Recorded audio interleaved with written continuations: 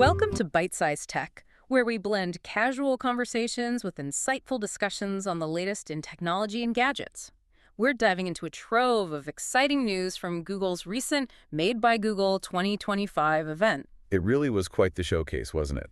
A whole lineup of upgraded devices and, well, a heavy emphasis on AI features just about everywhere.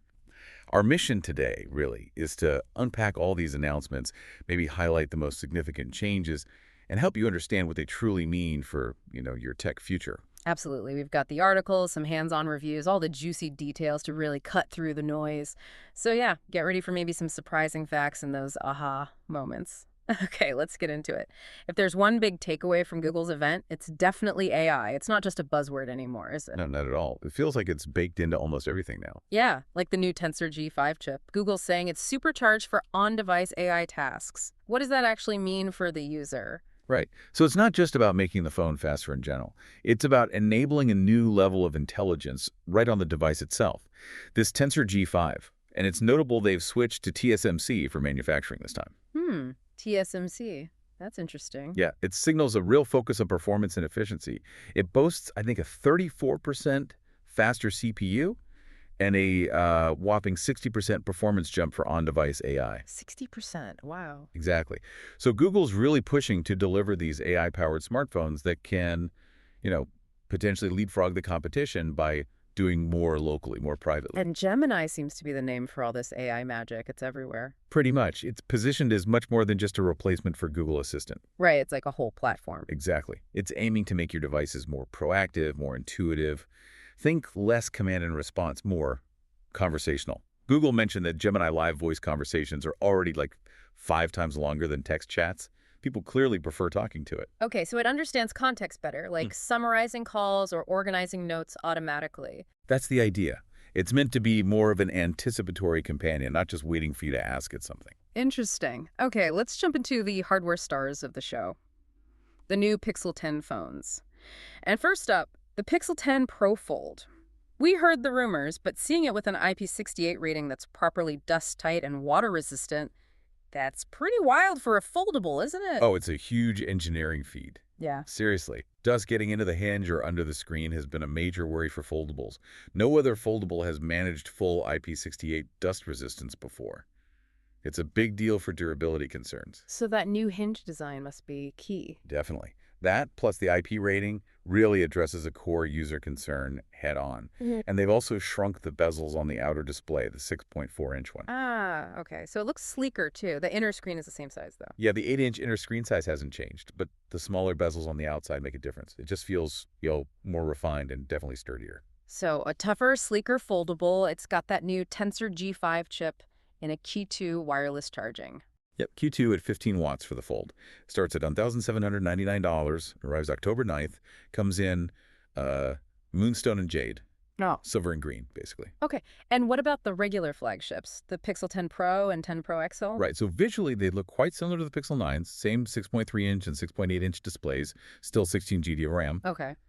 But, crucially, they also get the Tensor G5 upgrade and that Q2 wireless charging, available in silver, green, white, and black. Right, but here's where it gets a bit more interesting, especially for the power users, right? The charging speeds differ. Exactly. The bigger Pro XL supports the newer Q2.2 certified speeds, which can go up to 25 watts wirelessly. 25 watts. Yeah. Well, the smaller 10 Pro sticks to the standard 15 watts for Q2. And storage options have changed too. No more 128 GB for the XL. Correct. The Pro XL starts at 256 GB now, goes up to a terabyte. The regular Pro starts at $999. The Pro XL at $11,199. Pre-orders are open now. Stores August 28th. So that Q2.2, the 25W charging on the XL, is that a noticeable difference in practice? I think for people who rely heavily on wireless charging, definitely. Yeah. Q2 itself is great because the magnets ensure perfect alignment, better efficiency. Getting that extra speed on the XL, pushing 25W wirelessly, just means faster top-ups without plugging it. It fits that Pro XL user profile, Makes sense. Okay, and the cameras on the Pro models, this is always a big Pixel focus. That ProRes zoom sounds almost like science fiction. Hey, it kind of does. It uses generative AI models running on the Tensor G5 to refine the details in photos when you zoom way in. Beyond the optical zoom, right? Like past 30x. Exactly, all the way up to 100x. And Google's claiming it turns what used to be, frankly, digitally zoomed garbage, Yeah, just pixels. right, into actually usable images. It Yeah. takes about 4 or 5 seconds on the device to process. It's a real potential game changer for digital zoom. But this brings up that big question again. What is a photo anymore if AI is basically generating parts of it, filling in the blanks? That's the million-dollar question, isn't it? One source even called it an extinction level. What is a photo event? Which is quite dramatic. Yeah, a bit dramatic, but you see the point. You do. And Google seems to be taking it seriously. They're implementing C2PA content credentials for all photos taken on the Pixel 10 series. C2PA, right, the authenticity standard. Yeah, Coalition for Content Provenance and Authenticity. Yeah. It means AI-edited images will get tagged digitally. Even things like merging multiple frames for HDR, that process will be noted. It's their attempt to be transparent, to fight against that implied truth you get with unlabeled, potentially manipulated images. Especially important now. Absolutely crucial.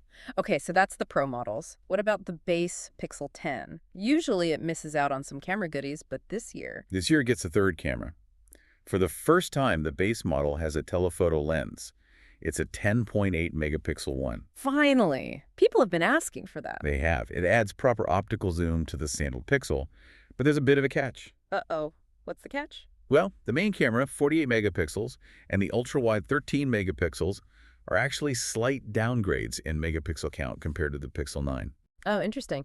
So gain a lens, but maybe slightly less resolution on the others. Sort of. But it still gets the Tensor G5, still gets Q2 at 15W, a slightly bigger battery, and the display gets incredibly bright 3000 nits peak brightness. 3,000 nits? That's like really bright. Good for outdoor. Exactly. Super visible in sunlight, a nice quality of life bump. It starts at $799, also available August 28th. Okay. And with all this Q2 charging happening, Google's finally launching its own magnetic accessories line, Pixel Snap. Yep, Pixel Snap. Cases, naturally, a wireless charging puck, a stand that also charges, and even one of those ring holder things for propping the phone up. Like MagSafe accessories, basically. Pretty much. It leverages that Q2 magnetic standard. Plus, they announced a new dual-port 67W fast charger. It definitely feels like they're building out that ecosystem more cohesively. Yeah, tying it all together. Okay, let's shift gears to wearables. The Pixel Watch 4. What's new there besides a slightly bubblier look? Well, that dome display is part of it. It gives it a different aesthetic, but also allows for smaller bezels, so you get about 10% more visible screen space.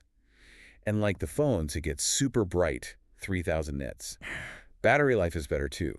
Up to 30 hours for the 41mm, 40 hours for the 45mm. Okay, better battery is always welcome. Yeah. But you mentioned something about repairability Right. for a watch. Yes.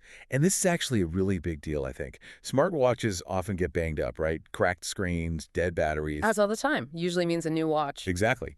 But Google made the Pixel Watch 4's display and battery replaceable. They're using standard screws. Wow, okay. That's huge for longevity and reducing e-waste. It really is. A big win for consumers and sustainability. And they changed the charger, too, the little pillow thing. Yeah, the puck is redesigned so the watch rests on it at an angle. Cute, but also practical for bedside viewing.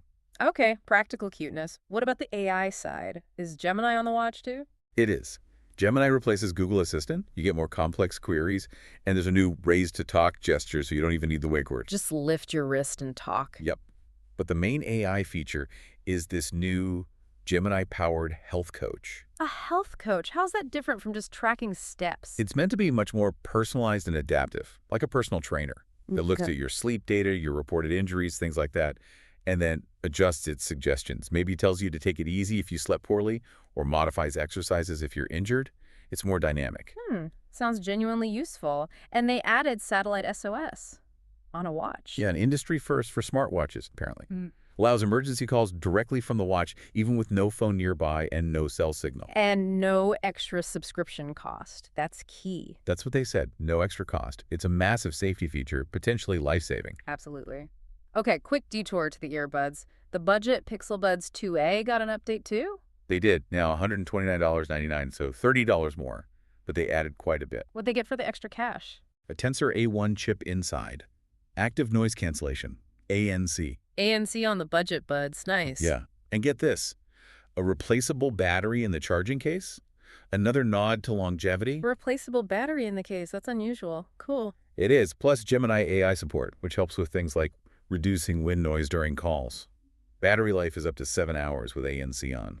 Solid upgrades for the price. Definitely sounds like it. And the Pixel Buds Pro 2 are getting some software love too. Yeah, an update coming in September adds adaptive audio, which adjusts noise control based on your environment, noise protection for loud sounds, and even head gestures, like nodding to answer a call. Head gestures. Okay, that's interesting. So phones, watches, buds. What about the home? Is Gemini coming for our speakers and displays? Oh yes, Gemini for Home. This looks like Google's biggest smart home push in quite a while. It's a new voice assistant powered by Gemini AI, and is set to eventually replace the current Google Assistant on Nest devices. Okay, so what makes Gemini for Home different? Just smarter responses. Smarter, more natural, and capable of handling much more complex requests. The example they gave was like, turn off the lights everywhere except my bedroom and the kitchen. And it wouldn't actually understand that nuance. That's the promise. More natural language understanding, less rigid commands. And it can even do creative stuff like generate a custom bedtime story based on prompts. Wow, okay, so it's really stepping up against, like, Amazon's newer Alexa, with Gemini Live making it more conversational. Exactly. It sounds designed for those back and forth, truly conversational interactions. Google's really pushing this idea of an essential companion across the board. Right, not just a tool, but something more integrated, more intelligent. That's the vision. The product lead for Pixel wearables literally used words like essential companion, intelligent, coaches you, guardian. That thinking clearly extends to the home now. A guardian in my living room.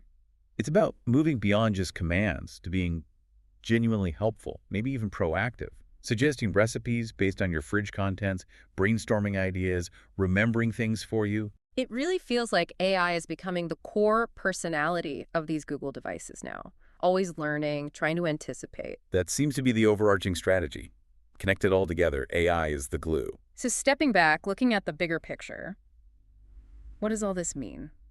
Google's putting AI everywhere. It's a very clear, rapid integration of their AI platform across the entire hardware ecosystem. You've got phones suggesting info proactively, watches coaching your health, homes understanding complex requests, and it's all powered by their own custom tensor chips. That vertical integration owning the silicon and the AI software, that's a significant advantage. Right, they control the whole stack. Exactly. And the big implication for us, for users, is likely a shift away from consciously telling our devices what to do, towards them assisting us more proactively. Like our devices knowing what we need before we even ask. Potentially, yeah. Hyper-personalized interfaces, better contextual understanding, the line between the device and the assistant gets blurrier. Which sounds amazing, but also maybe a little bit creepy. Where's the balance? That's the tightrope Google has to walk, isn't it? Making these companions genuinely helpful and seamless without feeling intrusive.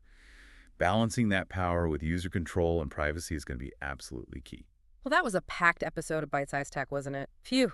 From foldables that aren't afraid of dust to AI health coaches on your wrist and cameras that make us question what a photo even is, Google's Made by Google 2025 definitely gave us a look into an AI-first future. It certainly did. It really highlights just how fast AI is weaving itself into the fabric of our everyday tech. And it leaves us with a pretty big question, I think, for you listening. As our devices get smarter, more proactive, how do you see that changing your relationship with technology? Will it just fade into the background, or will we always be aware of that intelligence humming away? Something to think about. Thanks for tuning in to Byte-Sized Tech. If you enjoyed the episode, like, comment, share, and subscribe for more fun tech discussions.